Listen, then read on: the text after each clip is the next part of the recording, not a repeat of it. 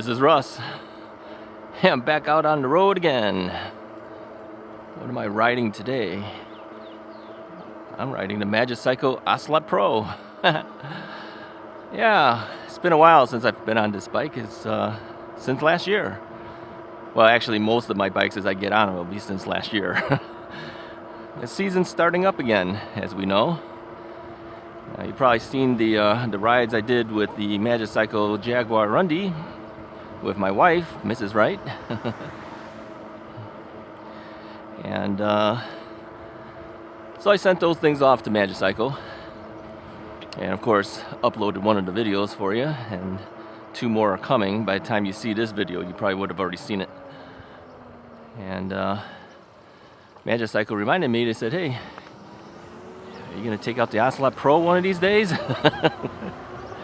So yeah, I said yes, we will take it out. I said we'll do it on one of our regular rides, and I'm thinking I might take this bike as the bike for me when I go and do the bike to drive at Lakeshore Drive in Chicago. Yeah, that's a 30-mile trip. But yeah, I think my wife and daughter will probably ride the Jaguar Rundies. I will probably ride this Ocelot Pro. And yeah, overall, I think I need to take this bike because it's got a 20 amp hour battery. I have a secondary 20 amp hour battery on the rear rack right now. It's just sitting there. So if one of them finally gives up, I can just plug in the other one, right? Pull out the battery, stick in the other battery. This is why you want a secondary battery. You don't have to worry about range anxiety. So many of my bikes have 2 batteries now from Magicycle, and I can take either one. But I wanted this one because I know that this one does have cruise control. If I decide I want to cruise control this thing all the way through, I can do it. I mentioned before that my daughter's friend, he might be riding the Engwe EP2 Pro, all right, and he has a torn meniscus, I believe, or something. Maybe it's not a torn meniscus. Maybe it's something else. Something's torn. Let's put it that way. Something's torn, and so he's got some surgery coming up. And although the bike to drive isn't until September, because it's Labor Day weekend, still some time to recover. So I don't know whether he's able to do the ride with us or not. But again, that bike also has cruise control, but it doesn't have a very large battery in comparison to the Jaguar Rundies or this Ocelot Pro. So if he comes with us, somebody may have to switch bikes with him for a short time at least. Whether my daughter does that or my wife does it, I seriously doubt I will do it, because I will probably need this bike with the 2 20 amp hour batteries. He's lighter in weight than me, but she says he's probably around 200, I'm guessing, something like that. So he's got some weight as well. But you want 2 batteries. Yeah, whenever you have an opportunity to get 2 batteries, do 2 batteries, I think.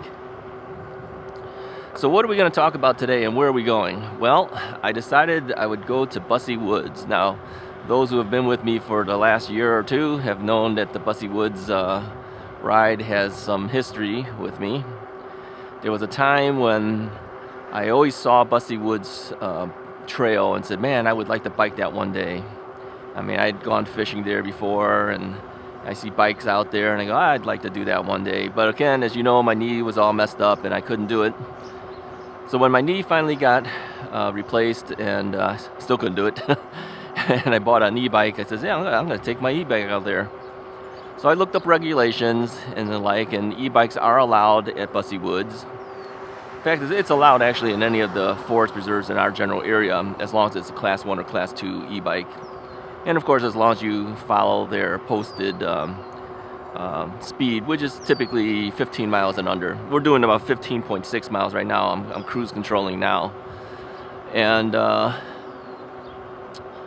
As long as you do that, you're fine. Okay, so as you might know, I was out there one time, and a woman rides past me with her non-electric bike, and she yells out at me and says, I don't believe motorized vehicles are allowed here on this trail, something to that effect. And of course I responded back and I said, no, it's open to everyone. She just kind of kept going, shook her head, kept going. Well, that video's been seen a lot. I didn't do it purposely. She rode past me, she was in my video, and we just happened to catch her making that comment at me. Well, Area 13, as you know, did a video about what he called Karens. I never called her a Karen, let me make that clear. I may have wanted to, but I didn't do it. Mrs. Wright had the smarter move and said, don't say that. So we didn't do it. But anyways, Area 13 had that Karen video and put me right up in the front of it and showed it. And he said that he liked my comments so much that he says, I'm going to give you a bike. And yes, he gave me an Area 13 Blackbird. We will ride that again, too, by the way. I still have it. I did not get rid of it. I like that bike, by the way. So that's the history of me with Busse Woods. And other times I've been there, I had a guy who yelled at me as well. I wasn't even on Busse Woods at the time. I was just coming back from it. I was kind of at a stoplight waiting to cross. And the guy's trying to ride past me, and he says, get that blankety blank truck out of my way. Something to that effect. It was kind of nasty. I passed him, by the way. I think that's probably why he was upset. I passed him, and I got there way ahead of him, and then when he finally got there, I'm still waiting at the light. He had to make a comment. So, yeah, that's my history of Busse Woods. Has not been very good out there, and I had noticed that of the various places that I've gone to, that's probably the one place that I've had more issues with people saying or doing something to me than anywhere else. But I like going to Busse Woods. I think it's around, 11 or 12 miles to go around, or something like that, if you do the whole thing. And so I like going there, but I have my issues with how the people treat other people there. So don't know why that is. I don't have that problem around these general areas, but over there, another story. So I'm not going really fast right now. I'm just taking my time. I'm going to have to let this car pass me, because I need to turn left. All right, there we go. Put my arm out. Let people know I'm turning, although there's nobody around to see it. So as we go there, let me tell you how we're going there. All right, I'm using Apple Maps to guide me there. And what I typically do is I don't say Busse Woods, because that place is too huge. I mean, it could drop you anywhere at Busse Woods. So what I do is I find a local establishment that's close to the entrance point of where I want to go to, and that's Portillo Hot Dogs in Rolling Meadows. So I just told Google Maps I want to go to Portillo's in Rolling Meadows, and of course it finds an address for me, and then the map will find me there. And of course I tell Apple Maps too that I want to ride a bike there. So what happens is the map will try to find roads that are a little bit less driven on, although you do have to pass some roads. I mean, there's some. I mean, to get to certain places, you can't be on side streets everywhere. Eventually, you'll have to be on some major road, right? But I've done this ride many times, so I kind of know where I'm heading. And so if Apple Maps recommends a street that I don't particularly think it's what I want to do, I may take something other than what it recommends. So what are we going to talk about today as we're taking this leisurely ride? Well, I think it's to the point now where many of you guys are already starting to do your rides.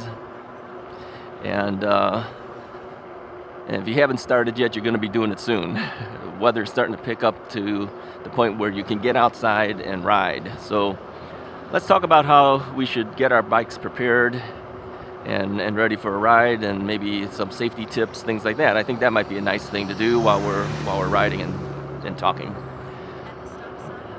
right, we're gonna have to take a right over here.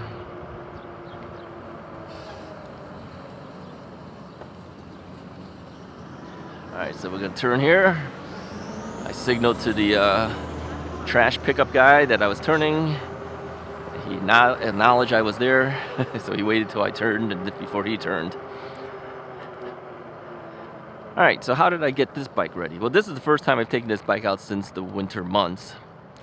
And as you know, during the winter, I had depleted. I shouldn't say depleted. I had lowered the battery on all of my bikes to at least a 70% level.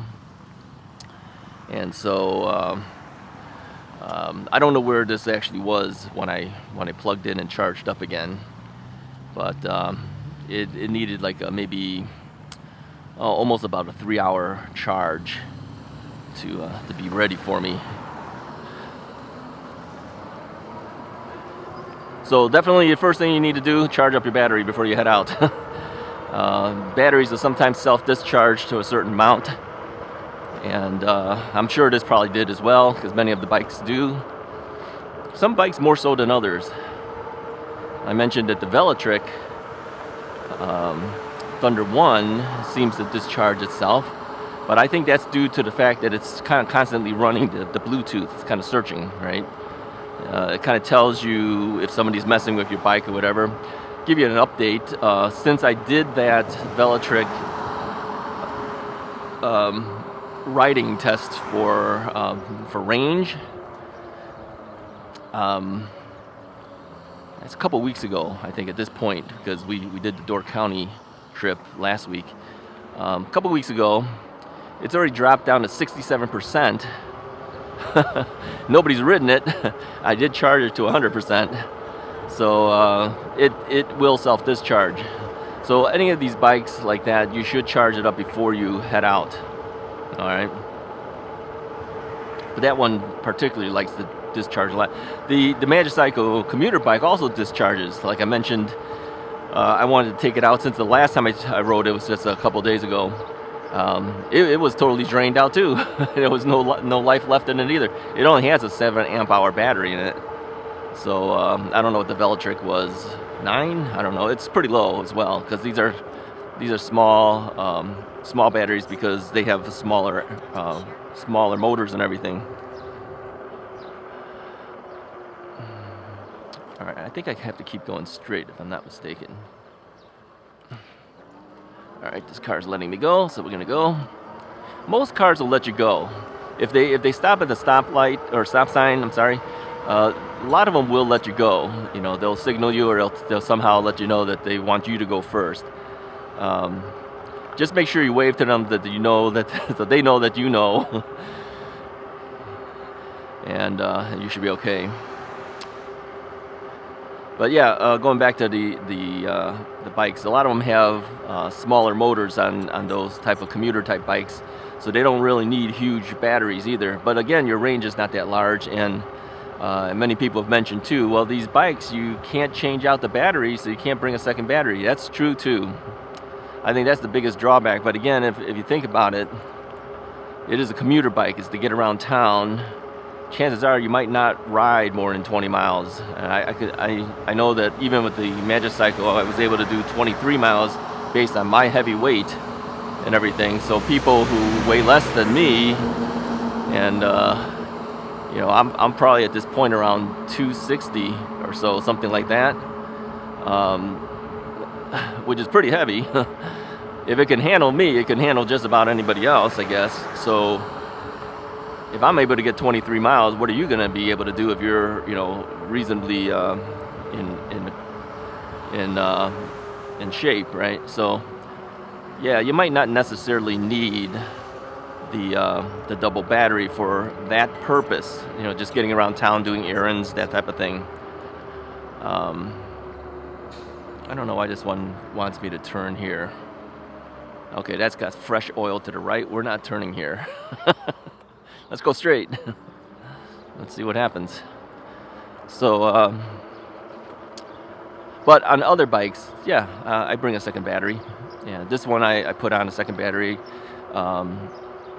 This Ocelot Pro uses the same battery as the Deer, and these are 52 volt 20 amp hour batteries. So I have a secondary battery on the rear rack strapped inside a fireproof bag that was applied to me by Magicycle, and I just bungee corded it onto the rear rack. So they gave me a second battery for this, and they gave me a second battery for the Deer. So since they all use the same battery, technically speaking, I could bring 3 additional batteries plus the one I have here if I wanted to, because they all fit, right? And thank you to Magicycle for supplying the bikes and also the second battery. This is not a sponsored video for them, but you all know I have a lot of the Magicycle. I have every single Magicycle bike, and I have 2 of the Jaguar Rundies, so I've gotten 6 bikes from them. So that's why we ride a lot of the Magicycles, because a good chunk of the fleet of bicycles I have are Magicycle bikes. So chances are every other ride might be a Magicycle bike, right? All right, where am I at? Oh, okay, we don't want to do that. Northwest Highway? Gee whiz, I don't want to ride on Northwest Highway. Why did it pick this road? Sometimes these things pick roads you don't like. All right, let me see how traffic looks like at this point. Yeah, traffic doesn't look too bad right now, but hey, let's wait for these cars to turn, and they're stopping for me, so I will go and say thank you.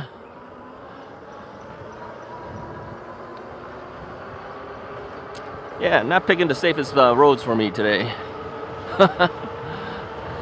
Well, okay, I messed it up in a sense because I didn't take the one road that they wanted me to take, so I'm sure that probably affected it somehow.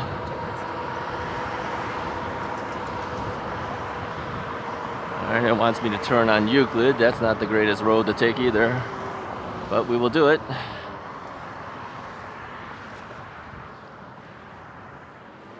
We can do it. We will do it.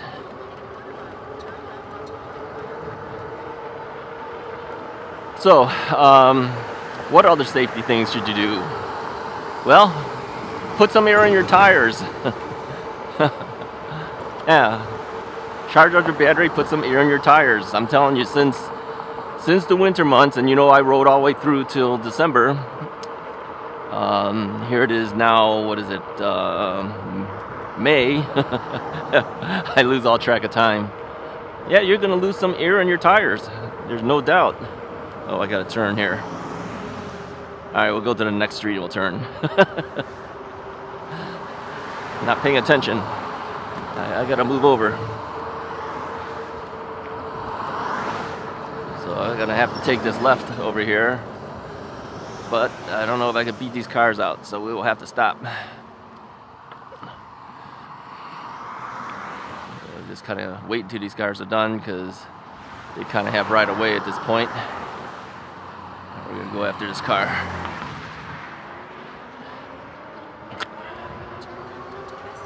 Alright, so anyway, yeah, put some air in your tires. This tire, I typically, on my 4-inch fat tires, I will pump up about 20 pounds of pressure, 20 pounds per square inch of pressure.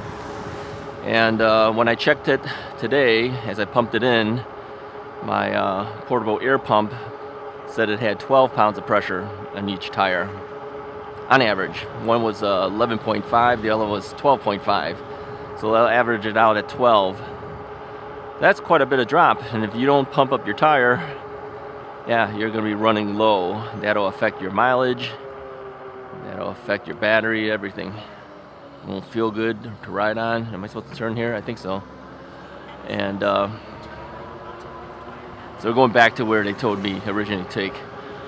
So yeah, pump up your tires. Your inner tubes will just naturally leak some air out over time. I do check my tires every time I go out. I never All right. I never assume that from the previous ride that the tire pressure is correct. And I prefer 20 pounds of pressure. Yeah, check your own tires. Some of these things will go higher, some of the things need less. But a lot of my tires will go higher, but I prefer the 20 pounds of pressure. Okay, so do that. Clean off your bike. If you didn't do it during the winter, time to clean it up. And you might want to clean it up anyway. I looked at my my own bikes. Man, they kind of got dusty. Yeah, it's been sitting inside the house actually, but you know the house gets dusty after a while. Yeah, I had to kind of dust off some of the stuff on the bike. Yeah, it didn't look too good. So yeah, dust off your bike. All right, what else should you do? Check your chain. Okay, lube up the chain if you haven't already done that before. Do it again anyway. All right, it'll make it easier for you when you're pedaling, and you'll have less of a chain problem. Okay. Check your bell. Make sure it works. Sometimes people damage their bells. I mean, you guys all know I use this inexpensive bell that I bought from China. Yeah, what was it, $1.47? But you know, you guys know the story that I bought some that were more expensive, and now I got to average them out. They're about $3.50 roughly now because of the averaging it out. Still a good deal. Check out your bell. Make sure your bell works. I damaged one while I was on our trip to Door County.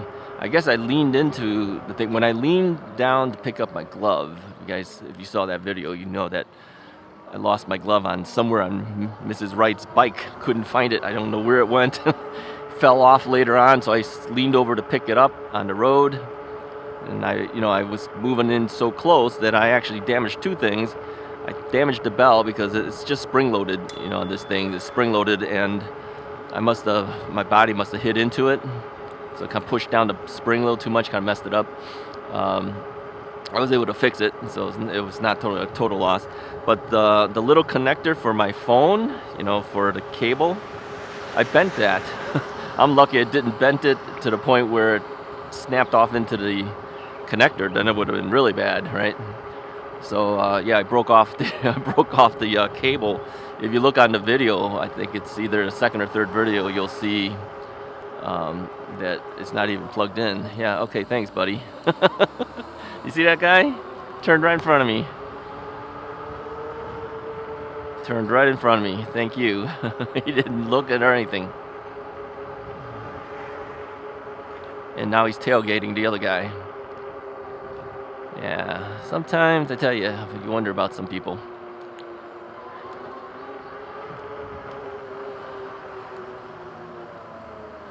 Alright, let's see, we gotta go straight here, but we gotta stop. So yeah, when you hop off, sometimes you bump into things, but I leaned over and I think that's when I really messed it up. So check your cables, check all that kind of stuff. Check your brakes. Yeah, definitely check your brakes. If you haven't done so, check your brakes. In fact, you should be checking your brakes every time before you leave. Now, if you have hydraulic brakes, it makes it a lot easier. But if you have mechanical disc brakes, yeah, you could be wearing out the pad to the point where you don't have good pull anymore. It's too loose. You know what I'm talking about? And so you can tighten that up easily on, well, these are hydraulic brakes, kind of hard to show you here, but right on the connector, right where your handbrakes are, where the cable connects to it, there's like a little rotating thing. You can rotate out the thing a little bit, and they'll put some additional tension. That's one way to do it, but the better way to do it eventually is you may have to go to your brakes, and depending on whether it's Tektro or whatever brand, it might be a little thing where you can put a hex driver in there and then tighten it in a little bit, and that'll move the brakes in a little bit more for you. So check your brand, check some YouTube videos. I'm sure somebody's got something that'll show you how to do that. So it's not hard, it's very easy to do, but always check it. When I had mechanical disc brakes, I was constantly messing with that thing, and that's what got me thinking I need to get some hydraulic brakes. first off, it doesn't stop very well, okay? And secondly, you're always adjusting it. So I didn't want to keep doing that. So I changed out to hydraulic disc calipers that Area 13 was selling. At that time, it's called Bolton Ebikes. And all right, I'm gonna have to stay here, but I'm gonna have to move to the left eventually. I've got cars behind me at this point.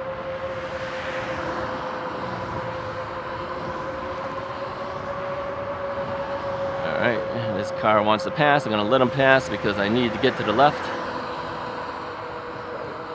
So the hydraulic calipers, although I didn't have to make the adjustments, it didn't stop the bike as well as full hydraulic brakes where you have a hydraulic line. And so when I switched over to hydraulic brakes, Magicycle gave me some for my cruiser. What a world of difference. So at this point, I kind of feel, yeah, you should have hydraulic brakes if you can get them, okay? A lot easier pull, stops a lot better. Yeah, overall, it's better, okay? Check your brakes before you head out. Okay. Check your lights. Make sure your front headlights and your rear tail lights work. Okay. If not, check to see why it isn't. It could be a cable, it could be something, right? Now, you know, a lot of times I don't use the headlights that come with the bikes. I tend to use a separate light. Can you see that? I have a separate light that was provided to me by Magicycle. I just kind of move them from bike to bike. I don't need one for every bike. I just take it off and put it on the other bike. Certain things you can move around. Other things it's too hard to do that. But the light is pretty easy to take off and move, so I don't ask for additional ones. I just take the one so I can move it around. And I like that one because it blinks. Front headlight blinks. And for the rear, I'm actually sitting on a Giddy Up saddle right now. It's a smaller Giddy Up saddle because this one's actually Mrs. Wright's bike. And that has a blinking tail light. So, you know, these guys aren't giving me much space. The guy that just passed me gave me about less than 2 feet. Any more, he would have hit me. So yeah, you gotta watch out for these people. What he should have done is not actually pass me. He should have just slowed down because he didn't have much room because he had a car next to him. But he passed me anyway. He or she. It's a she in front of me. So yeah, drivers don't do what they're supposed to do. Driving on the street is always a potential danger for you. I'm going to get up onto the sidewalk a little later to avoid the street altogether.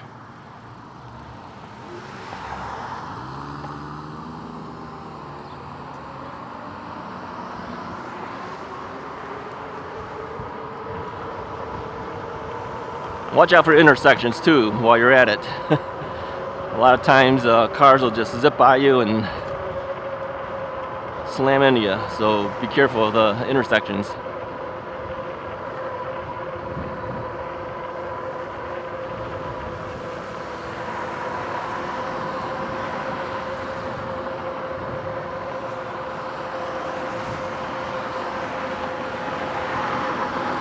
All right.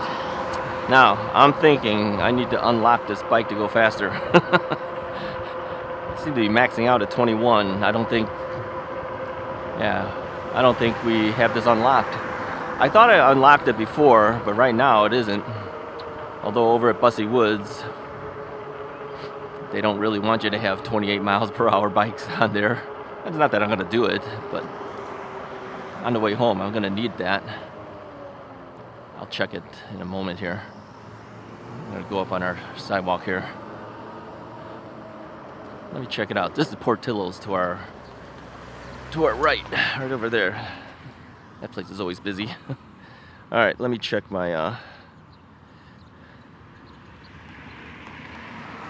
status on this stuff here. So what I'm doing is I'm going into the advanced settings of the bike, seeing what this thing is set for.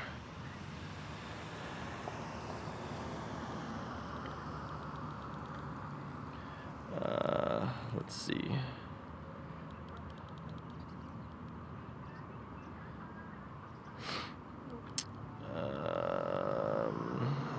I'm not.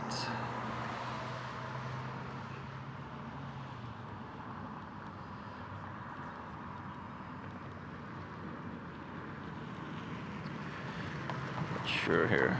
Slow start. It doesn't give me a chance to unlock anything. Why is that?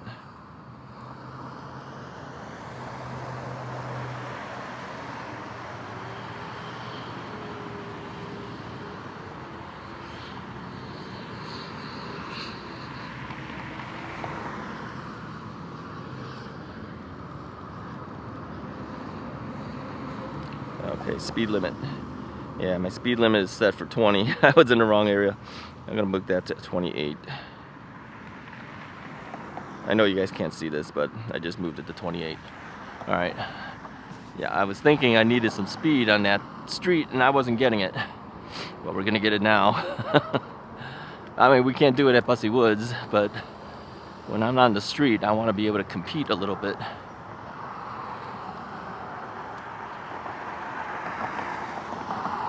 We're gonna have to go up over here.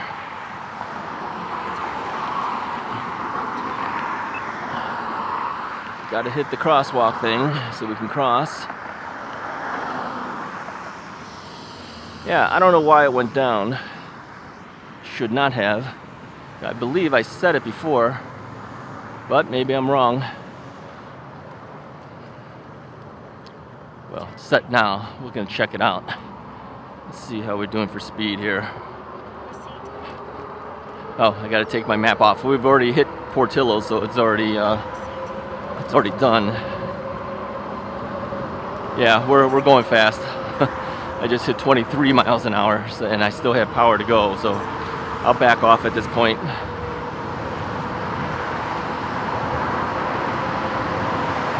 So what I'm gonna do is I'm gonna end the route for the map. Get rid of my map, don't need it at this point.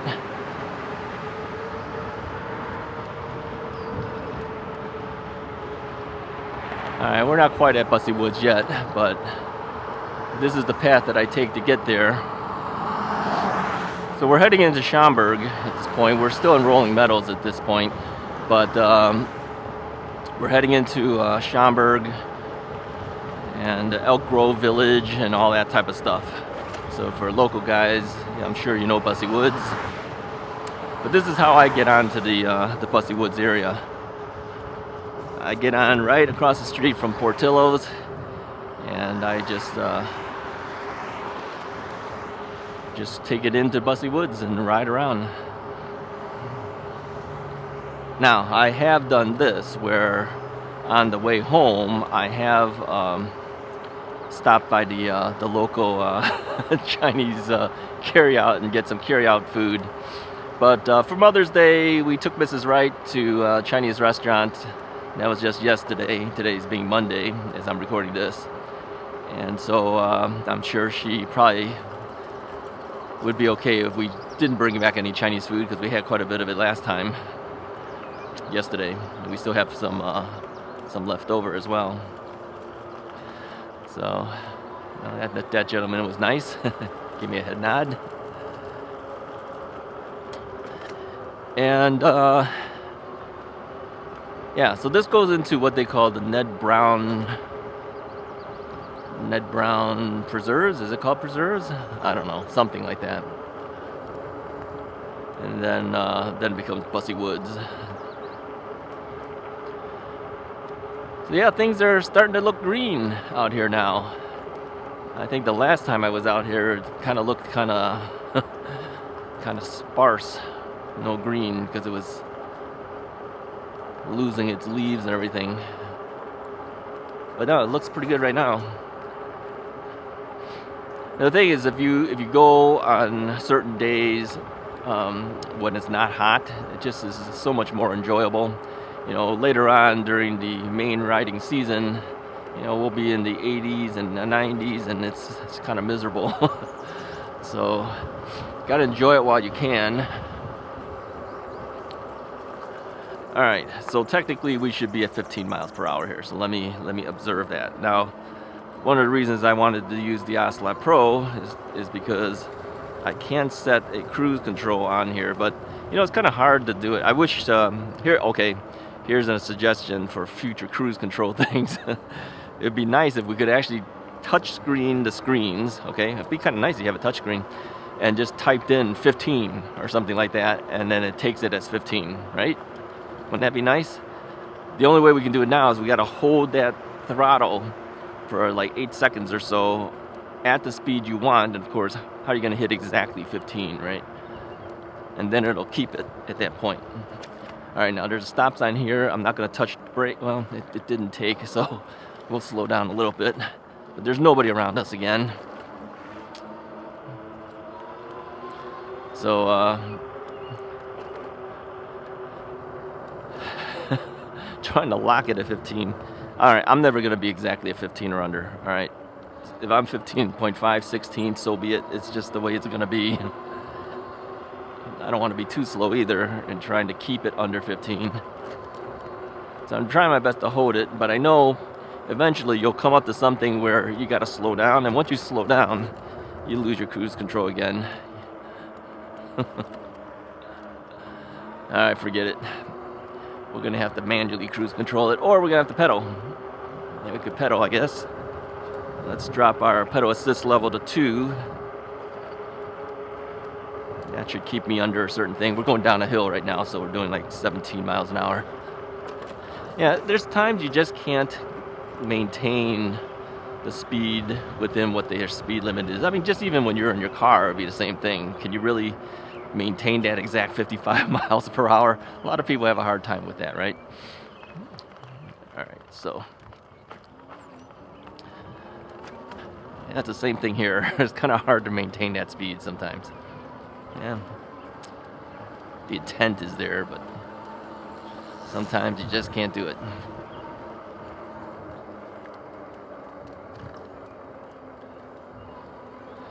All right, let's do pedal assist level 3. 2 is a little too slow here. Now you can set the settings on your Ocelot Pro and other bikes as to what you want your pedal assist to actually give you. How many do I have here? Okay, I set it up for 9 pedal assist levels. So depending on what I set it for, I don't recall what my settings are anymore. You know, the thing is, like I told you guys, the memory is going. I don't know exactly what the levels are set for. But I put 9, although I know a lot of people just want to do 5 because then I have in between levels. You see what I'm saying? You know, one might go to let's say like 13 miles an hour. The next one might go to 15 or 16 miles an hour. So I have different levels I can put it at, right?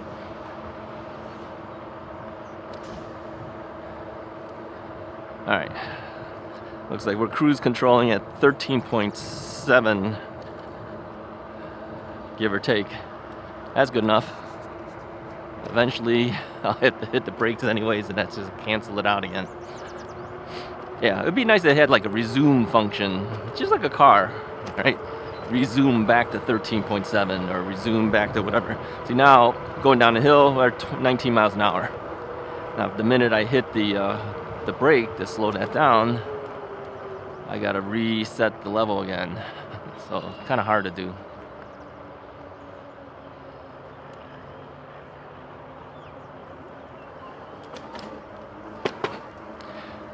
But if you want your best mileage, yeah, if you cruise controlled, you know, people say don't touch a throttle. Well, if you cruise controlled it and kept it level and you're on level ground, and that cruise control could give you a lot of range. We were at the Peninsula State Park, right? Remember I told you when we were riding on the island, right? I had to switch out the battery because Mrs. Wright was riding so fast. Even just to catch up with her, I had to throttle most of it.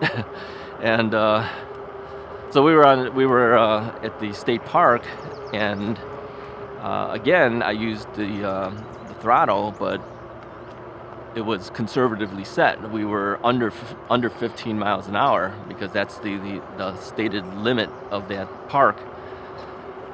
And because it was pretty much, you know, straight road, I was able to do one battery, and we rode about the same distance as we did at the island. So both times, you know, one time I'm out of battery, had to go to the second battery, use like 1 bar on the second battery. Then the second time, because we were conservative in how we were riding, we were going crazily fast, like she was going on the island. I was only down to my second bar, and it was on the first battery. See, so it's speed and consistency that got us the range. So even so, with this ride coming up in September, you know, where all of us are gonna do Lakeshore Drive, and because we have that Engwe bike along with us that has the smaller battery, my recommendation would be is we ride this very conservatively and not ride it that fast, and then all of us might be able to make the 30 miles out of it. All of these bikes have 2 batteries too, so it's just that the Engwe is a smaller battery, and that could be a problem for him.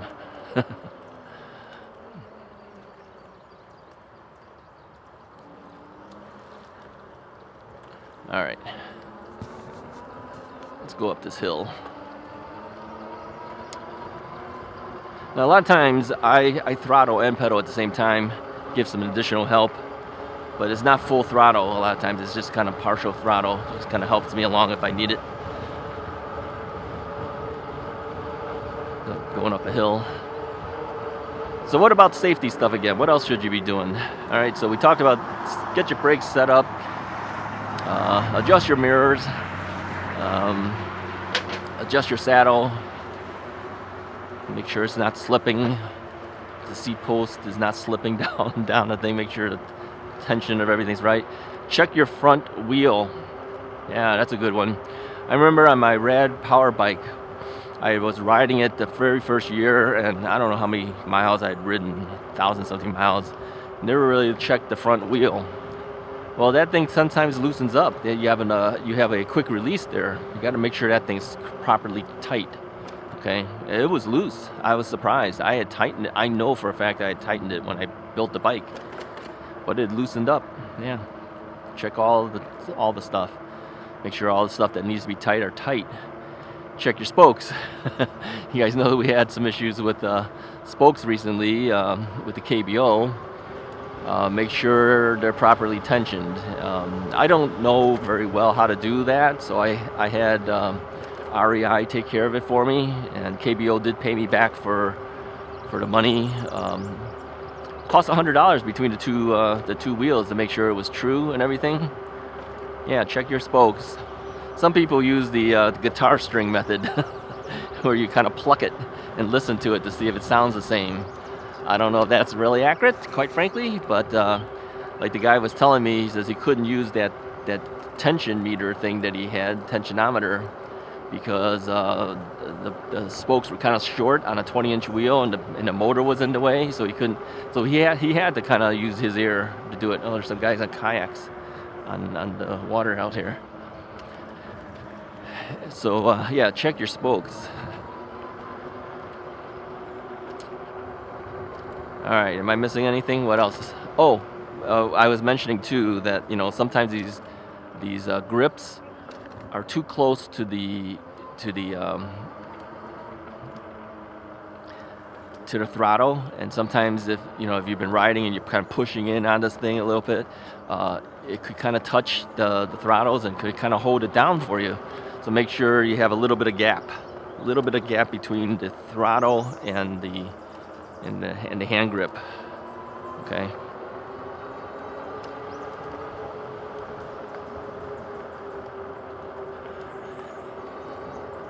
All right, what else? Am I missing anything? Well, put a comment in the comments if you think of anything that I've missed. I'm sure I've missed a bunch of things. Yeah, make sure your settings and your advanced functions are still there. Yeah, like I said, I could have sworn I had this thing set for 28 miles per hour. It was back down to 20. I don't know how that happened.